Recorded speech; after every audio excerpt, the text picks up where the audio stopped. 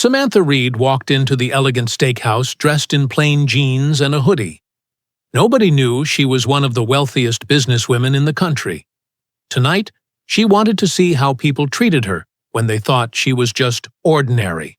The waiter, a young man with tired eyes but a warm smile, placed the steak in front of her. But when he leaned closer and quietly slipped her a handwritten note, her world stopped cold. She opened it, and what she read left her absolutely speechless. Samantha had built her empire from nothing, a tech startup that grew into a multi-billion-dollar company. But success came with loneliness. People saw her money, not her heart. So sometimes she disguised herself as a regular woman just to feel human again. That evening, she chose a busy steakhouse in the city. Dressed down, she blended in easily.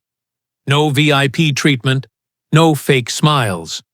Just the clinking of cutlery, the hum of conversation, and the smell of seared steak. Her waiter, Marcus, seemed different from the others. Polite, but not performative. Respectful, but not fake. He didn't rush her order, and he didn't act annoyed when she asked a couple of questions about the menu. He treated her the same way he treated everyone else, with genuine kindness.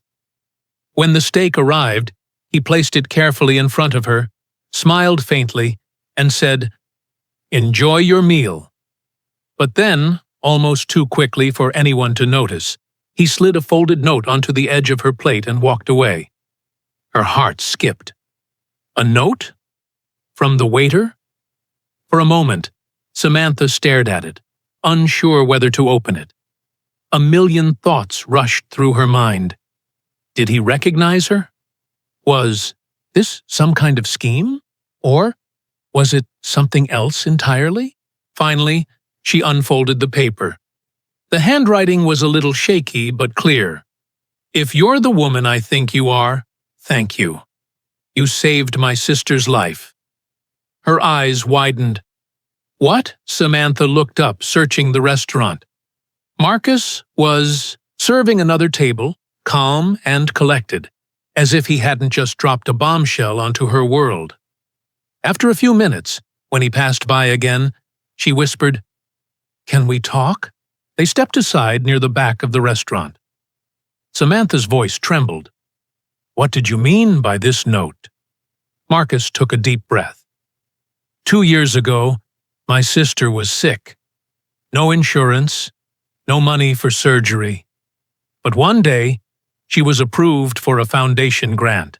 Completely unexpected. That foundation was yours, Ms. Reed. You don't know me, but you saved my sister's life.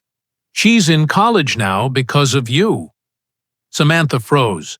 She had funded dozens of medical grants through her charity, but never expected to meet someone directly touched by it. Her disguise meant nothing now. Tears welled up in her eyes. "You knew it was me?" Marcus nodded softly. "Not at first, but when you asked about the menu, I noticed you look just like the woman on Forbes magazine. I wasn't sure, but I had to say thank you." For the first time in months, Samantha felt her walls crumble. She wasn't just a billionaire CEO in the eyes of a stranger. She was a human being who had unknowingly changed someone's life. The restaurant noise faded into the background. In that moment, it was just her and Marcus, two people bound by an invisible thread of kindness. Samantha insisted on meeting Marcus's sister later that week. When she did, she was greeted by a bright young woman, full of dreams and gratitude. It reminded Samantha why she started her foundation in the first place. Not for recognition, but for lives like this. That night, she wrote a check to fully fund Marcus's sister's college tuition.